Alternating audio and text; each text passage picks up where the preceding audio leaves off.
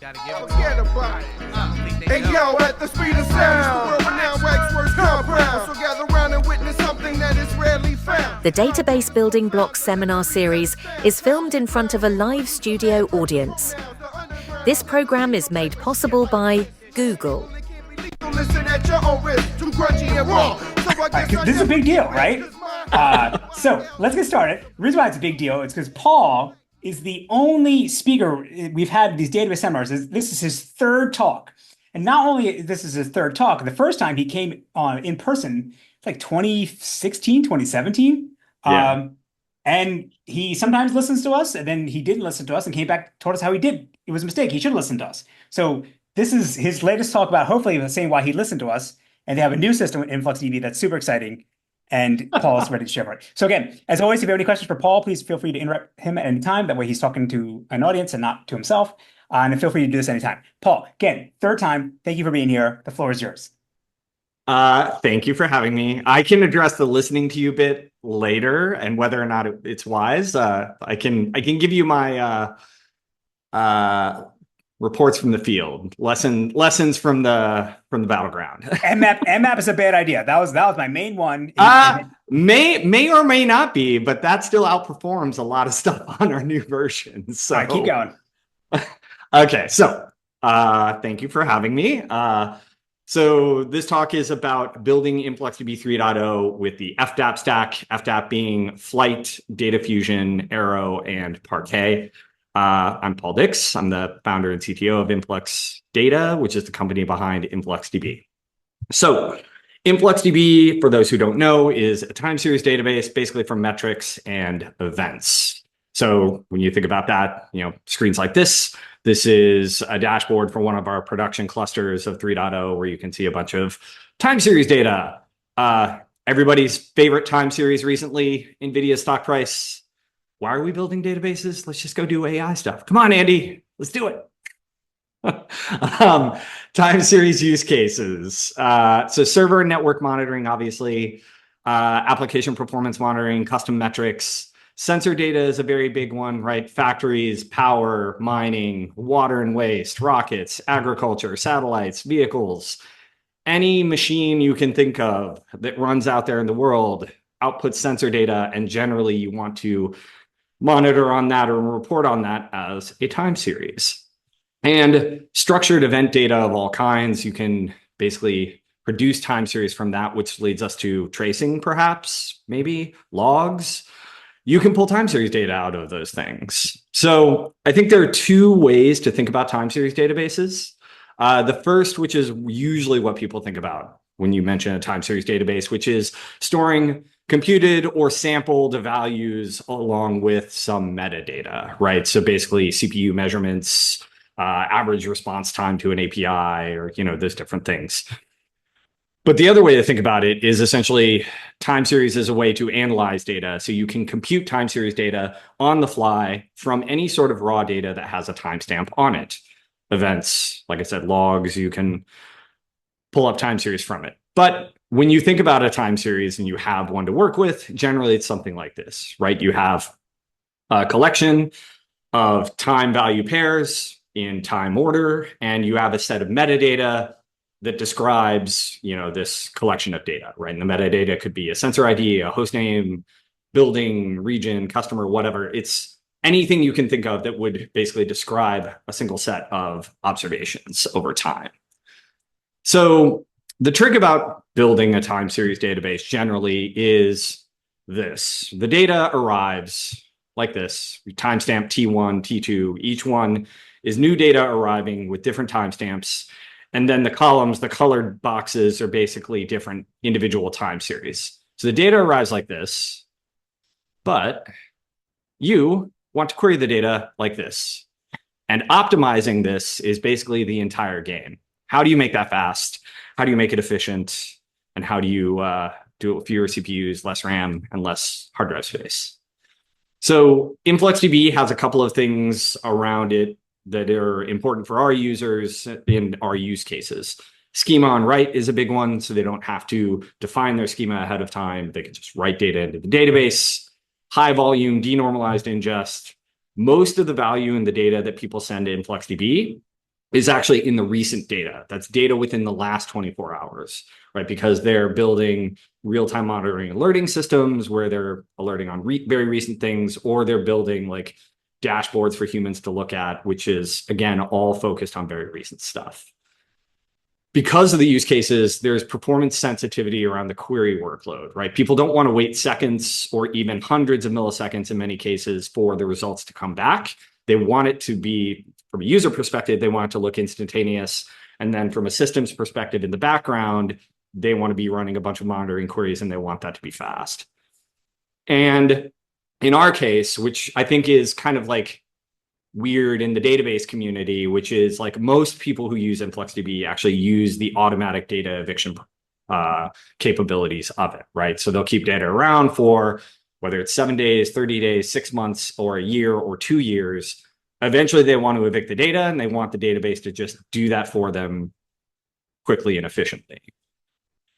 So this talk is about 3.0 and the FDAP stack, but I did want to touch on the evolution of InfluxDB as a way to highlight, I think, some of the important properties of like the FDAP stack and how we arrived where we are now. So version 1.0 of InfluxDB came out in 2016. Andy and I were just talking before we started this recording, and he mentioned that he emailed me right after we announced our early prototype of the first thing in November of 2013. And the key things about the early version of InfluxDB, the 1.0 version, is InfluxQL, which is the query language that we built from scratch and the query engine around it, and the storage engine that we built, which is basically an inverted index paired with an LSM tree that was designed specifically for time series data, right? So those things together kind of made InfluxDB 1 like really good for metrics use cases up to a certain scale. Now, with version 2.0, we wanted to do a couple of things. We wanted to add a bunch of capabilities to the database so that people could push down more processing and more query complexity into the database itself.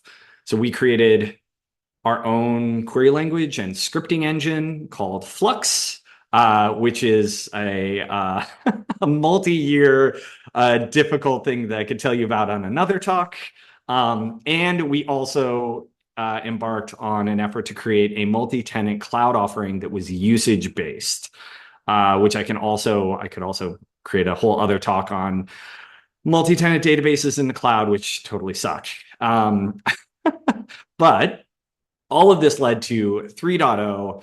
We had the first release of a 3.0 version last year, which was the part of this talk will cover the architecture of that version. And the key things around that were the FDAP stack, using object store for all of the data, and then something that I'll talk for the future, which is bringing Python into.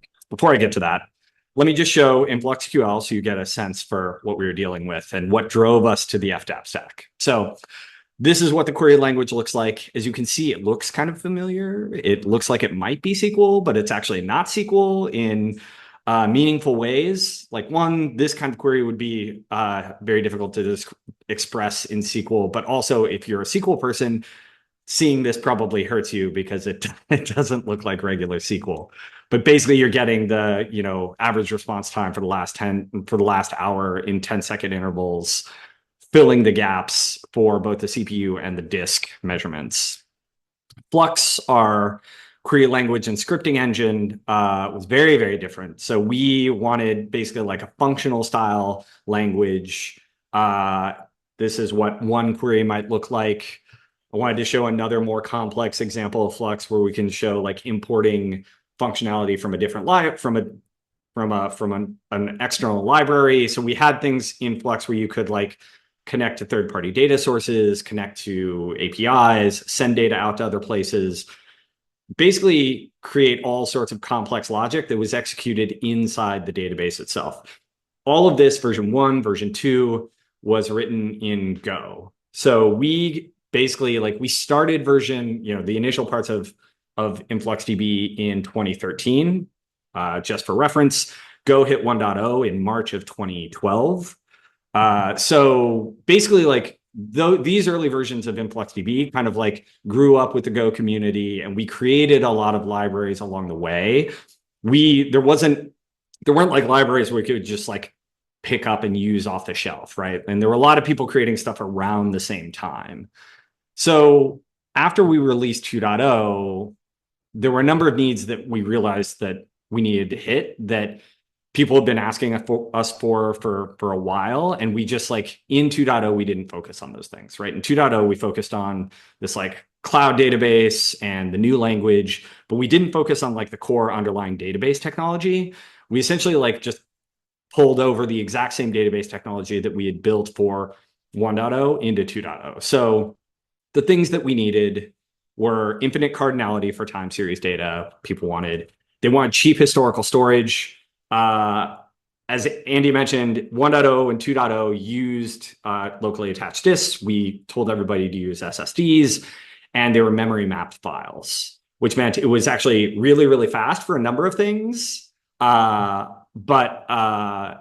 moving that over to use like object storage for cheap historical storage seemed like it would be very, very difficult. We wanted to achieve quote unquote unlimited scalability, and the design of that system just didn't lend itself to like horizontal scale. And most importantly, we wanted broader ecosystem compatibility, right? What we learned when we developed the Flux language and released it out into the world was there was a very small group of people who were big fans of what it did and what they could do with the language, but a much larger group of people who said, I don't want to learn your stupid language. I already know SQL and I want to use that. And I already know like JavaScript or Python and I want to use those for my scripting needs.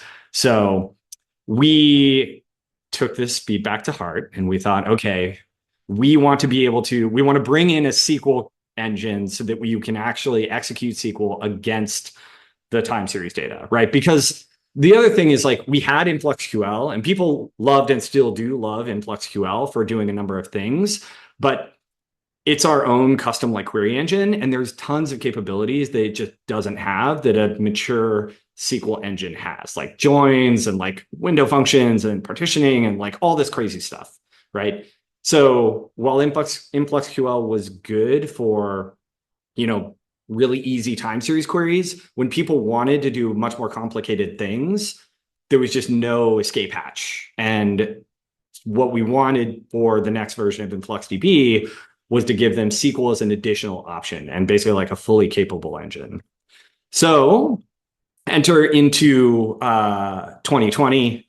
Obviously, we had a global pandemic. People dealt with this in a bunch of different ways. I had my own journey, which was thinking about the database and thinking about whether or not I wanted to rewrite the database, which is a foolish thing to do. And there was stuff leading up to this. So basically, I wrote this blog post in 2018, as you can see, about my enthusiasm for Rust and how I thought it was actually super interesting for problems like building databases. And then closer in 2020, this is April of 2020. So this is like right in the meaty section of the lockdown. And, we're all isolated. And I'm thinking, why not? Let's rewrite this database in Rust. That would be a good idea. And my thought at the time was essentially like the changes that we needed to make to bring those capabilities into InfluxDB were so dramatic that basically they amount to a full rewrite of the database anyway. And my thought at the time was, obviously, like I love a bunch of the stuff that Rust has, like memory safety and fearless concurrency and like crates and error handling and all this other stuff. But my thought was that I don't want to write a query engine again. Like we've already written two. We wrote one for InfluxQL. We wrote one for Flux. I don't want to rewrite a third. Like I just want to take something off the shelf. And my expectation at that time was that we would be using something written in C++ from some other project. And doing that in Rust would be cleaner and easier, I thought, than doing it in Go and having to deal with the C Go bridge and whatever. So in 2020, we landed on DataFusion as the project for the query engine. And this was obviously, Andrew and Andy both gave talks, the first two talks in this series. And Andrew works with us I work with Andrew at InfluxData. He started in May of 2020. So in early April of 2020, I actually reached out to Andy because I was looking at DataFusion as a potential thing to use. And he was helpful enough to get on a Zoom call with me and talk to me about the project. But the other two projects we evaluated at that time, and this is basically like Andrew's first assignment when he started with us, was basically go look at these projects and determine which one would be best for us to use as the query engine backend for our new version of the database, right? And the three projects were ClickHouse, DuckDB, and DataFusion. And mind you, at that time, ClickHouse was not a company. It was basically just some open source project out of Yandex. DuckDB was not a company. There was no Mother Duck. There was no Duck Labs. It was basically just some project out of CWI with I think a couple of postdocs working on it. So we looked at all the three of these projects, and what we realized was any one of them was going to take a significant amount of effort to add the capabilities in that we felt we would need to make a first-class time series database on top of them. So we thought, okay, if we're going to do that, it means we're going to be heavy committers to whatever project we adopt. And we already know this thing is going to be in Rust, and DataFusion is in Rust. And the other advantage was DataFusion was already a part of the Apache Software Foundation. So it was in Arrow. It had been contributed in the fall of 2019. So at that point, we're just okay, let's base everything around DataFusion. And really the bet was, this the summer of 2020, the bet was if we contribute to it, we'll be able to add to it. And ideally, hopefully over time, what we'll see is that it will pick up momentum and other people will pick it up, right? Because really the query engine for us is a dependency. It's a dependency that we have. And basically one of the classic open source models, why would you contribute to open source or do open source, is because you want to commoditize your dependencies. You want your dependencies to be as cheap as possible.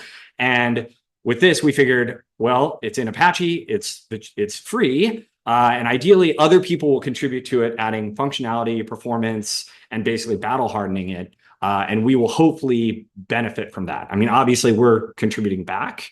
But in 2020, it wasn't obvious that that would be the case. I feel given that, 70% of the talks in this talk series talk about DataFusion, I think it's kind of been playing out pretty well so far.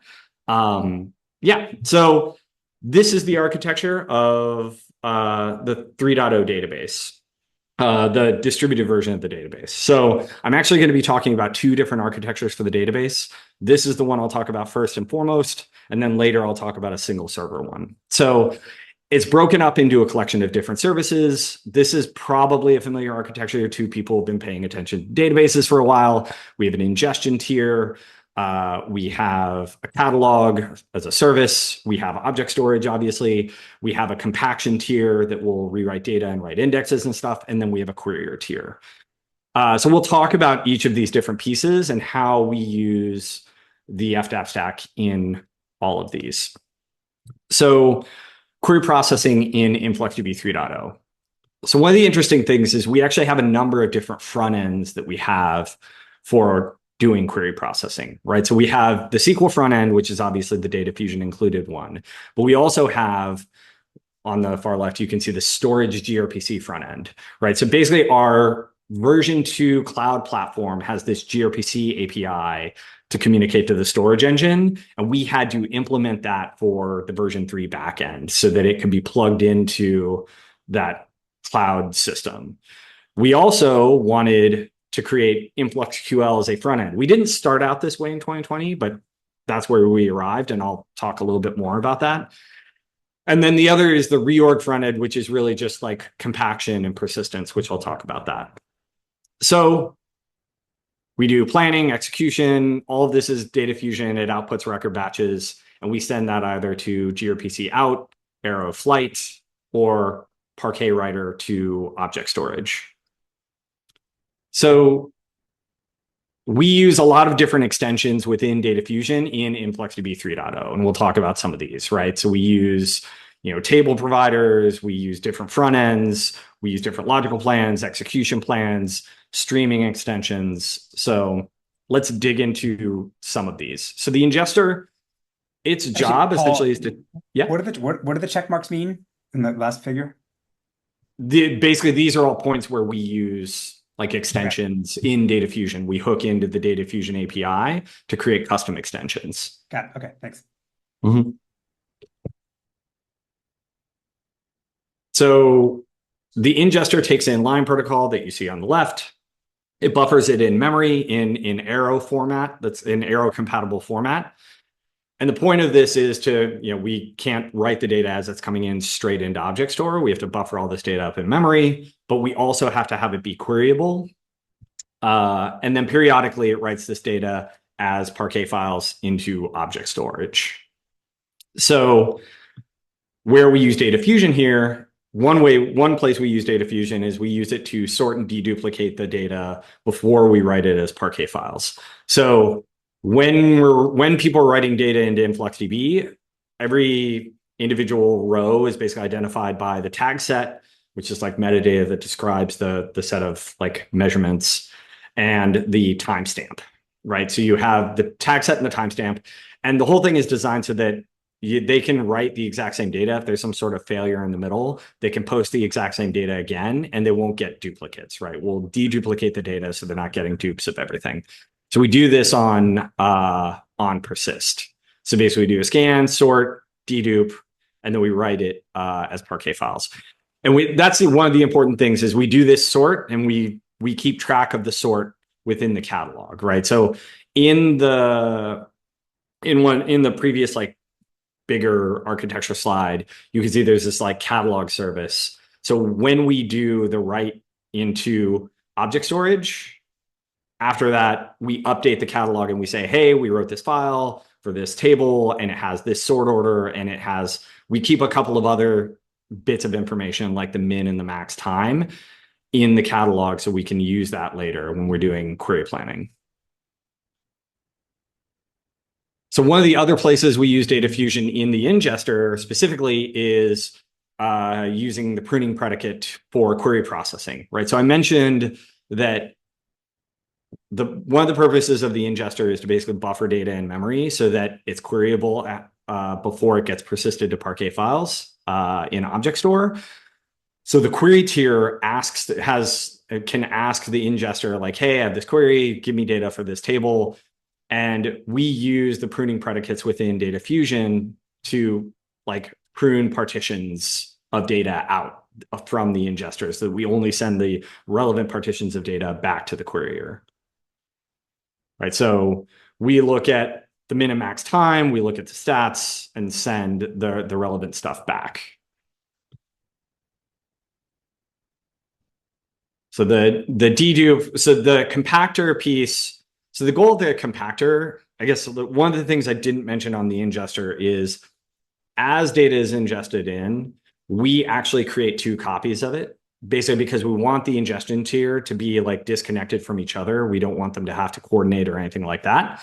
So we create two copies of the data, and each ingester is responsible for persisting the data to object storage. So we create two copies, and later the compactor will pick up those copies and pick up these set of files and rewrite them and deduplicate them into larger chunks of files.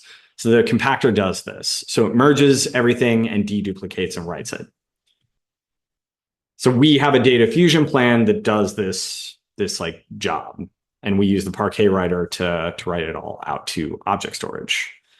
So obviously the querier uses DataFusion extensively.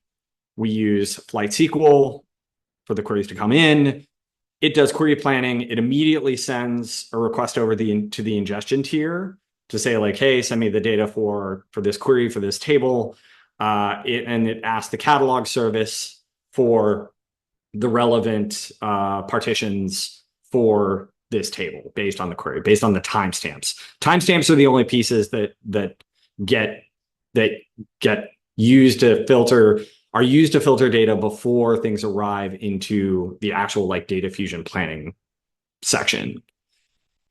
Right. So the execution plan runs. We also have a data cache in the querier, right? Because in our use case, like Most of the queries, the operational queries where they're querying very recent data, they don't want to have to wait for a request to object storage to get a result back, right? Because their expectation is that they're going to get a response in, ideally sub 100 milliseconds, but usually sub 200 milliseconds. And if that's your performance envelope, like you've already blown your budget if you have to go out to object store, or at least if it's not S3 Express.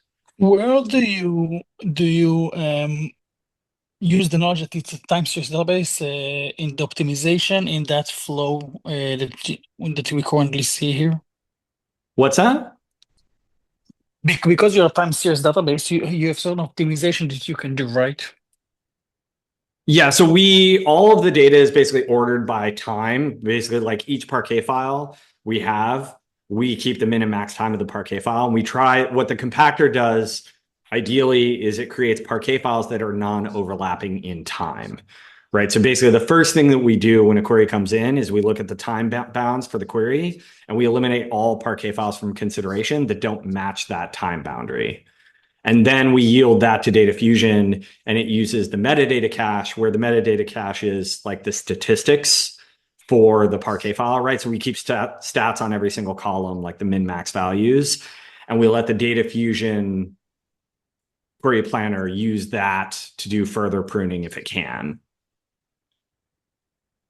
Okay. Yeah.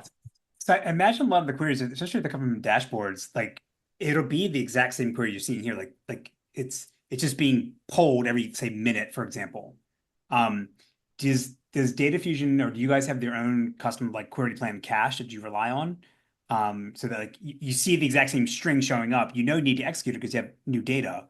But like you don't have to go through the whole planning process all over again. We don't right now, but we definitely want to do that because that 100% happens. Like people have the same dashboard and the same query gets executed all the time. And it's not just like one person. It's common for like 10 people to have the exact same dashboard up. So you get like that same query so many times. Mm-hmm. The only tricky bit is like the time boundaries of the query change. Obviously, they're shifting constantly. So figuring out how to do intermediate caching is one of the problems that we want to solve, but it's not something we've gotten to. Right now, all of our caching efforts are focused on just the metadata for the Parquet files, and separately from the actual data of the Parquet files. So because the S3 calls cost you money, so you obviously want to avoid those. Yeah, it's honestly, I don't know that the cost of S3 gets has been a problem so much as like the time it takes. Like time to first byte on S3 kind of sucks. Okay. If the expectation is that your query is going to return in 100 milliseconds, 200 milliseconds. So essentially, like for that kind of system, even though object storage is the historical store, you have to design something where everything is either in memory everywhere or it's on a locally attached SSD that's super fast. But the problem is our execution environment is Kubernetes, which is a total freaking nightmare to deal with disks. Also, cloud disks. Cloud disk performance is just complete garbage or completely unreliable, even for locally attached like SSDs, NVMe drives. I think there's been a number of posts recently that talk about like how bad NVMe drive performance is in the cloud relative to what's available just in like commodity hardware right now. So it's not a problem that we have solved. Like right now, essentially, like we have to have things in RAM. Otherwise, like our queries are too slow for the set of queries where people have that expectation. Like I would say there's kind of like this bimodal workload distribution where there's this whole set of queries that people expect to be super, super fast. And these other ones where they're like, if it takes a second, that's fine. But those are usually like a lot less in terms of the number of queries that get executed, right? Those are basically like ad hoc queries where they're like okay with it. And then another part of this, I mean, you're going to talk about this later, like going back to the last slide, like you're relying on Arrow Flight SQL. So that means like there's existing client drivers that you don't have to build that speak Flight SQL, you just rely on. Whereas in case of Influx, the previous versions, did you have to maintain your own like programming language, like different libraries or different programming languages yourself because you had to write your own wire protocol? Yes, so yes, we did. But I mean, the thing is, like before, it was just HTTP and JSON, which anybody and everybody can deal with. So that actually, like, I'll just blow up my spot for like one of my conclusions at the end of the talk, which is Flight SQL. I don't think is actually a usability win, particularly like for when we adopted it, because the libraries in the different languages aren't that good for it. And even if they are, like, there's a bunch of confusion in terms of how to use it. Like, in my experience, it's a better user experience for most people if you just say, here's an HTTP endpoint and it returns like JSON that looks like this. And if it's like JSON lines, then they could just deal with it, and it's way easier for most people. Got it. Thanks. But that's like, I'm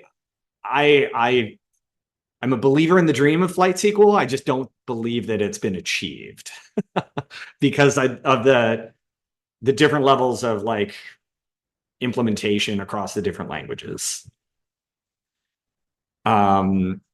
So partition and file pruning, right? So file pruning happens at two different levels. As I mentioned, there's one which is basically before we get to DataFusion, where essentially we just use times to prune out whole swaths of data. And then there's the actual pruning predicate logic in DataFusion that we use because we have a thing where people can specify within a table like custom partitioning rules. So they can say partition by this column with this many like partition buckets and whatever. And we use the pruning predicate to prune out partitions, which can actually be really good for our use cases where a lot of queries, like they'll narrow down to like essentially like one time series or one essentially partition of data. So if we have even 100 buckets of data, we end up eliminating a lot through this process, right? So we evaluate, the SQL's planned, we evaluate it using the partition information, the metadata cache, and then we only return the relevant stuff. So one of the other things we did in DataFusion is we created like a custom SQL operator. So in this case, if you're doing like this time query and you want to have, you're binning everything into these different bins on the right-hand side, and you want a bin to occur for each block of time, how do you express that in SQL, right? So there's no data points for that block of time. So what you want to do is you want to fill in an empty block, right? So it would have no row with this timestamp. So the trick is like, how do you do that? So we built a date bin gap fill function modeled after timescales, time bucket gap fill. But again, like we had this in InfluxDB 1 as a totally different thing. But obviously that was in our own custom query engine. So we use a custom DataFusion operator and an optimizer pass to do this, right? So here, standard group by can't do it. So what we do is we do an optimizer rule to rewrite it to this, where we put in the gap fill. So you scan, filter, group by, and then the gap fill. And you can see here that we actually have the custom stream operator, the gap fill exec, to do that and actually inject empty records in. So that's that bit of like DataFusion extension logic that we're using. And the interesting thing is like, so when did we create this piece? I think the date bin gap fill thing we had created in like early 2023. So essentially like, it's been interesting. Like it's because Andrew's like, on our team and he's the PMC for DataFusion and Arrow.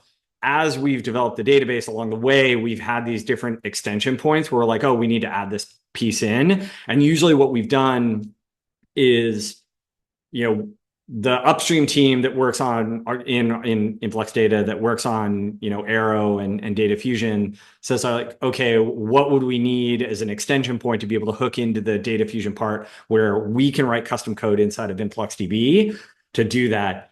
And in some cases, we do that custom code and then we keep it. In other cases, I'm trying to think of examples where we actually did that. And then later that same functionality got mainlined into DataFusion. And then we had to update InfluxDB to use the now like the DataFusion native capability. Can't think of a good example off the top of my head, but the thing is, like, we've been doing this now for like 4 years, and DataFusion has also like matured and developed along the way. So there's a lot of stuff that we did early on that kind of just comes out of the box now with DataFusion, which is interesting. So InfluxQL, as I mentioned, like I showed this query earlier, right? So the from CPU and disk is not a cross join. It's basically just saying like, I want data from this table and from this table, but like put it all together, group by time 10 seconds, fill. So it's doing gap filling interpolation. So we wanted to be able to express this. And essentially, like when we started with 3.0, we're like, we're going to build it as a storage engine. We're going to have this SQL capability, and we're going to use the gRPC API to have the other parts of the InfluxDB stack hook into this new storage engine, right? So that meant if you wanted InfluxQL or Flux, you'd be doing those things, you'd be hitting a Go processor, and then you'd be using the gRPC API to then hit the Rust like engine. And what we found was that gRPC API and that way of doing things was like not performant at all. It was like really, really slow. And essentially it became like a deal breaker for anybody who wanted to use InfluxQL or Flux on this platform. So at that point, we realized we needed to figure out a way to bring InfluxQL in natively into like this new version of the database, right? So what we did was we said, well, we'll create an InfluxQL front end on top of DataFusion, right? So what that looks like is this, right? So we basically take with the InfluxQL text, we built in Rust an InfluxQL parser, which parses it into an AST, and then we translate that AST into a DataFusion logical plan, right? So at that point, then we're getting all the benefit of all the DataFusion, optimizations and functions and all that other stuff. All we had to do was essentially build a parser and a thing that can translate the AST into logical plans, which I think is actually pretty cool. So that when new optimizations and stuff land in DataFusion, we just kind of get those on InfluxQL for free. And essentially we have this like whole mountain of complexity that DataFusion has that our front end can sit on top of.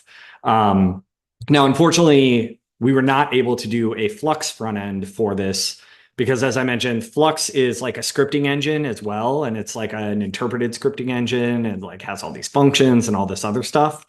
In my ideal scenario, we would be able to build a Flux front end on top of DataFusion. But the truth is, like, there's just like, we don't have the resources to do that. And it would be incredibly, like, we could do something, but the problem is for anybody who's using Flux, they would want a bug for bug compatible version. And delivering that is basically like a fool's errand. Like, it would just be way too hard to do.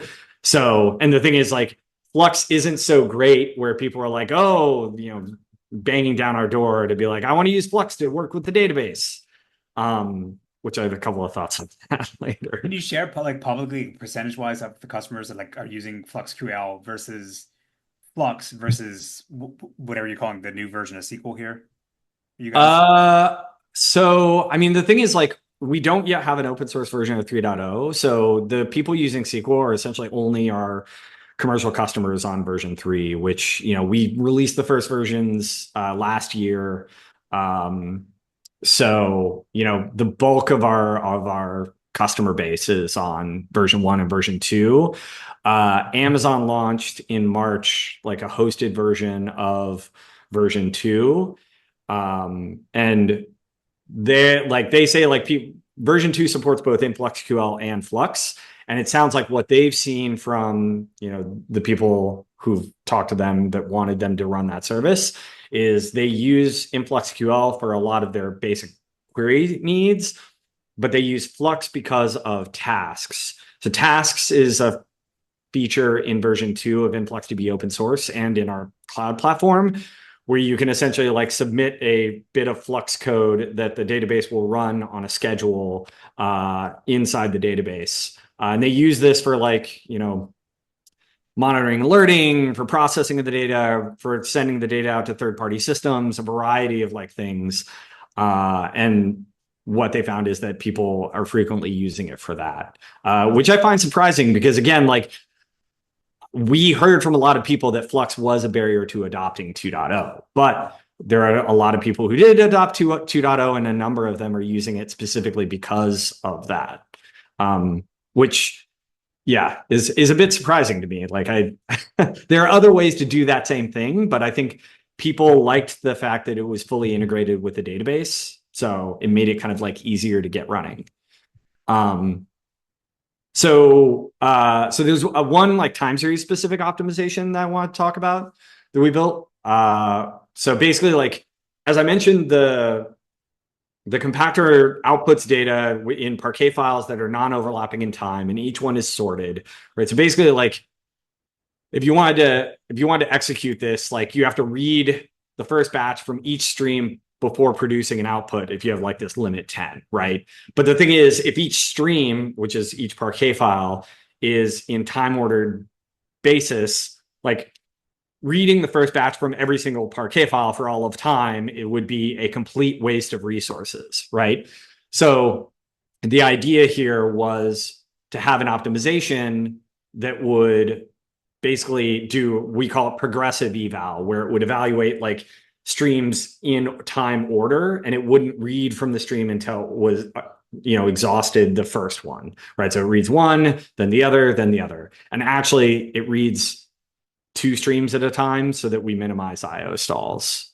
So that was an interesting one. The funny thing is, like, when we were first talking about this one, I had, this isn't a new idea, obviously. Like, I had first encountered this idea from the Elk stack back in like, it must have been like 2014 or something like that. Oh, there's Elasticsearch, Logstash, and Kibana, and they had a thing where they created basically an index for each day of log data. And the way the whole thing worked was, like, if you did a query, it wouldn't query every single index across time. It would do it in time order and then stop execution when you found the result you were looking for. So it's basically like the same concept as that.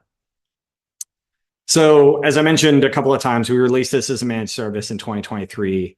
I think, so there are a number of things, like, so some of these things might be obvious to people, but sometimes you just have to, I don't know, make mistakes in real life and live through the pain to realize not to, I don't know, touch a hot burner again. But there were, because it was a complete rewrite, there were a number of things that we like didn't realize. Like, the thing is, like, all we were focused on at that time was like all the things that people were saying InfluxDB didn't do well, right? Like, we need infinite cardinality, we need cheaper storage, we need all these other things, we need SQL. And we became so focused on like delivering those capabilities that we kind of like forgot what we did well in version 1 and 2. And it wasn't until we actually released version 3 last year and started getting people using it and running it that we realized, oh wait, like these other capabilities are super, super important, right? So as I mentioned, there are a couple of like kinds of queries where the query performance was absolutely critical. And version 1 and 2 of the database would deliver query results in, like sub 50 millisecond response times. And people came to rely on those response times. And basically, I mean, we knew like, like the columnar brute forcing stuff wouldn't be as fast as like the heavily indexed method that we had before. But the thesis at the time was that, like, I don't know, 300-400 milliseconds of response time isn't going to be a deal breaker. And what we found is that there is actually like a tipping point where it becomes super, super important for those people, for our use case, where like the difference between a 50 millisecond response time and say a 200 milliseconds response time is enough to essentially like get somebody to buy the database or not, which is, again, like, I just like wouldn't have expected that without like, getting it out there in the world. Operational simplicity, version 1 and version 2 of open source had this completely, right? Basically, you could install the thing and be up and running in seconds. It was super easy to use and operate. With our version 3.0 that we currently run, like I showed you the architecture, it's a very complicated thing. And like we run it as a managed service, but we don't have a way to, deliver that easily on-premise to people who want it. And at this point, half of our business is still on-prem. So a lot of people want to run this database themselves, even if it's not in their own data center, they want to run it in their own cloud environment. So getting to operational simplicity is important. Usability as well. As I mentioned, I don't think Flight SQL is really nearly as usable as a simple HTTP API with JSON. People find that much easier to work with. And I do think that InfluxQL had some real advantages in terms of a couple of things that made it really easy. You can tell me, like, if I don't know if I can run over Andy or Keep going. It's fine. This is gold. Keep going. Okay. Yeah, you always talk about real stuff. This is good. Okay, so now I'm going to get into, so I haven't actually talked publicly about this before, but essentially, we're obviously still working on the distributed version of the database, and there's tons of things like we're still doing that I could talk about, but I'm going to talk about this because this is what I've personally been focused on for a little while, which is the single server version of 3.0, which internally we're calling Monolith. And this is going to be, available early next year, and that will actually form the basis of, there'll be an open source version and a commercial version. But the goals with like the single server version is we want it to be operationally simple.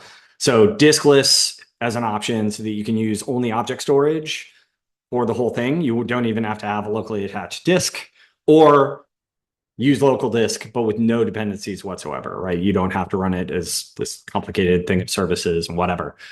The last value cache. So basically within an individual time series, saying like, I want to keep the last n values in RAM and quickly available, where the response time for an individual series or a group of series is under 10 milliseconds, right? That's the performance target.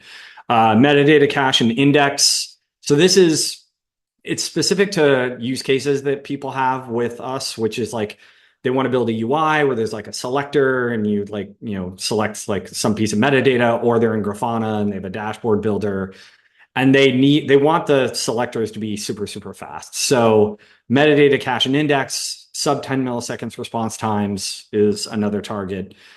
Single series queries optimizations, where we actually don't have to do some massive brute force scan to return single series data, with a target response time of 50 to 200 milliseconds at the most, depending on the length of time that you're going back. And an embedded Python virtual machine, which in my mind, so in version 1 of InfluxDB, we had a thing called Capacitor, which is a separate process with its own custom language that you could use to do processing.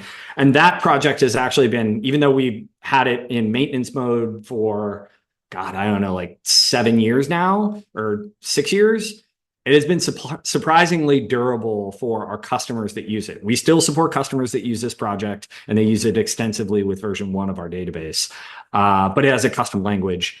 In version 2, there's tasks, which provides that same kind of functionality, and again with a custom language. So our thesis is that people actually don't want to learn a custom language; they want to use something they know. Most people know Python, and if they don't know Python, every LLM knows Python. So basically everybody in the world knows Python now. So basically have it in the database. You can do on write in batches, on Parquet persist. So you could transform the data or send it somewhere else on a schedule like cron, or ad hoc, which is submit a query to the database with Python as part of it and have it executed. And then this is in our commercial versions, but like HA and isolated query and virtual machine processors and stuff like that. So a couple of things I wanted to highlight about the architecture of this thing. So basically here we have host A, which has wall, a catalog, and Parquet files that it sends off to object storage, right? So the way it works is, as you can see from the directory structure, it has its own area. So the design is essentially host A owns this area in object storage under host A that only it can write to. And it writes wall files, it writes a catalog files, which are just JSON snapshots of what data it has persisted in periodic intervals, and then the Parquet files themselves. So the write path looks something like this. A client writes data. First, it checks that the data is valid, right? It validates it against the schema that it has. If it is, then it buffers the write into in-memory holding pen. And every second that buffer gets flushed as a file into object storage, right? This is configurable, but by default, it's once a second, right? And then when it flushes it, it puts it into an arrow buffer in memory so that it is queryable and a response is sent to the client. Every 10 minutes, the arrow buffer for every table is flushed into object storage as Parquet files, right? So what that means is for clients that are writing data, the average response time across all those writes is going to be 500 milliseconds. We also have like an endpoint where you can write data and not wait for a wall persist, confirmation, which means you could have potentially data loss. But this whole thing is designed so that essentially like every second a wall file gets flushed, right? Every 10 minutes, all the data gets persisted. And with that 10-minute persist, the wall files that were flushed in that interval of time are purged, right? So at any given time, and what we actually do is we shift this by a window because ideally we want to write data into object storage that in Parquet files that are non-overlapping in time to begin with. So we keep in between 5 and 15 minutes. The wall files is basically a 5 to 15-minute window of time, essentially. So we flush 10 minutes of wall every 10 minutes. So that is that piece. Then the idea here is that you can have many, many of these servers writing data into object storage. And ideally, you can have other servers pick up that data, right? Anybody can read from this file structure, but only these individual servers can write to theirs. So our compactor that we have in this architecture will pull the data. Here we have like a query host, which is pulling the data from the individual hosts. Essentially, it keeps an in-memory catalog that is the union of the two catalogs from host A and host B. And then you can query across data from both hosts. And because it can actually pick up the wall files as they're persisted, you can essentially query data. There is like TTBR, time to be readable, between like when it's written and when you can query it on the downstream host.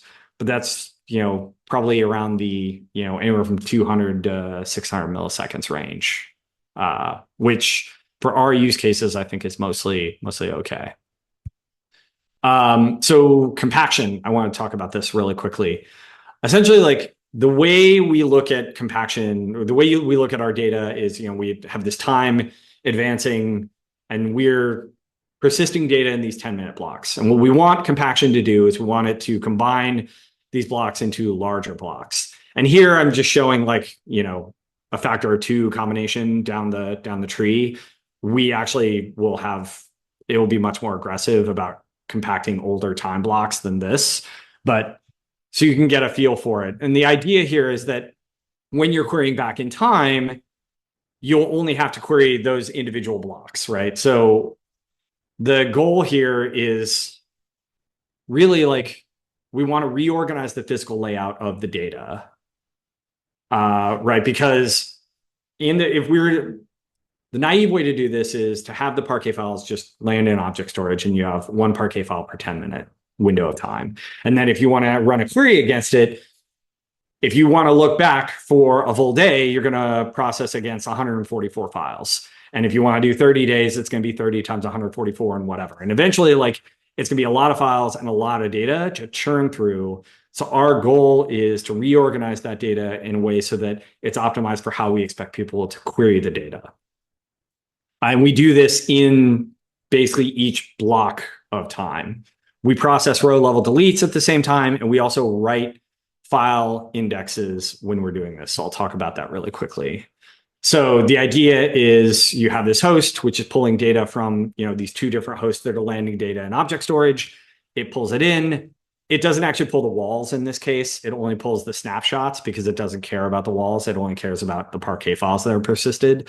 And then it writes compacted data in, right? So it writes its own catalog, which is a union of the 2 catalogs that it's compacting data from, and it writes the different generation data. And in a generation, you have an index file and you have the individual Parquet files, right? So this block here is a generation of data. And within a generation, you can have many, many Parquet files. So the idea is that as we get larger and larger blocks of time, right, we go 10 minutes into 20 minutes into hour, 4 hours, 24 hours, 5 days. At some point, there's going to be some limit where we don't want to rewrite the data anymore because it'd be too expensive. We're going to have to do a bunch of testing to see when that would be and how that looks. And there's also probably going to be some sort of drop off in terms of like the actual performance gain we get out of it. But the idea is that within these larger blocks of time, we'd have either many, many files or many, many row groups inside like larger files, right? And the point is that data within a generation is sorted by whatever your sort order is defined, right? User can define the sort orders. So they say like, oh, I'm going to sort by region and then host and then time, right? So what that means is if you have 1,000 Parquet files there, the data for an individual host is only going to exist in one of those Parquet files in that region, right? So our trick is basically how do we lay out the data so that it looks like that and it's in object storage, and then how do we look it up very, very quickly, right? So we have a file index that allows us to do that. So here, say we have generation 5, which is 24 hours worth of data, and one way to do this would be, like I said, these non-overlapping blocks of time, right? T1, T2, T3, whatever. We want to instead arrange it so that it's basically like this, right? It's the sort order. And essentially what we want to be able to do is say, we know that column A is in the sort order for this data. And we want to create essentially an inverted index that says for each unique value of column A, what files or row groups it maps to, right? So essentially what we're doing is the file index is an inverted index that maps unique column values into a posting list, where that posting list either represents a specific row group or a specific file. Right now, we're just doing files, but there was over the summer, DataFusion actually had the capability added to it where you could tell it the offsets for row groups for execution. So basically it would know if you actually have like row group information for like the offsets in the files, you can hand that to DataFusion so that when it makes request to object storage or when it reads it from, in RAM cache, it will only read the ranges that it needs. So we haven't taken advantage of that yet, but that's the plan. And that capability was added because we had this intention. We're just not there yet. So the last value cache, I think this is kind of interesting. I mean, it's a really basic thing. It's basically like, we want to have an in-RAM structure of essentially like, just a hash map where you can look up where the last values for this series, right? This is what the API looks like to like query it, right? So essentially you're selecting temp, which is a column, and time from last cache, which is this function. We give it the table name and we give it the cache name. Previously, like we would have had created this, we would have said like for table, create this last cache and keep whatever number of values. And it does this for each individual series within that table. And we can specify like what constitutes a series. You can basically specify a set of columns, right? So you could say like, oh, keep the last value that you've seen for each unique region, or keep the last value that you've seen for each unique region and host. And you can actually, it's hierarchical. So you could get last cache values based on either an individual series or based on that hierarchy. So here you can see we're using a DataFusion table provider and a DataFusion table function implementation. The thing that the reason why we wanted to do this is like this last cache thing versus just saying like, oh, well, it's just a SQL database. You can just like create, have the last cache thing in memory and you can just have a regular SQL query. But the problem is like the semantics of this, I think, are very specific, which is like this cache gets populated as you write data into the database, and it doesn't, right now at least, it doesn't like fall back into some slow path query execution pathway if it doesn't find anything in the last cache. It checks the last cache and then it returns back, right? Which is, I think, useful because like, so when you think about like people querying for the last value for something, what they could do is they could construct a SQL query where they say, give me the last value for this, but only look back for the last like hour, right? And basically because of the way data is organized in InfluxDB here, it would brute force that period for the last hour, and that's great. And it could probably do that pretty quickly. But the problem is in a lot of cases, our use cases, people don't know whether or not an individual series has reported a value in that period of time, right? So what we've seen is we have users who say, I want to be able to report the last value, but in a like 30-day look back window or a 90-day look back window. And the thing is like actually computing that using real like SQL is like brute forcing that entire set of data because we don't know a priori what the actual individual series are. Like we need to keep a record of what the individual series are and what those values are. So this is basically a way to do it so that we essentially can guarantee very, very fast response times, as I mentioned, like sub 10 milliseconds. And we're going to have a similar thing with the metadata cache. I don't have an example for this talk, but we have it as a specific separate thing because this is just kind of like my philosophy here on this, which is I don't want people to have to like construct a SQL query and like send it to the database. And in some cases it's fast and in some cases it's slow, but it's slow because it doesn't happen to have that index there. I would rather have it just return no data so that they see that versus having to run an explain plan to be like, or have it return an error, right? Versus having the query take, I don't know, 5 seconds and then being like, oh man, this totally sucks. Why is this slow? Well, now I have to run an explain plan to see what the hell is going on. And again, like so many of our users don't have, I mean, they don't have the knowledge to do that. Plenty of people do, and that's fine. But like one of the things we're trying to optimize for is like user expectations, right? Like, so they can do something and they either it works or it doesn't, but if it works, it's always going to be fast. So, okay, we're rounding home plate here, or third base or whatever.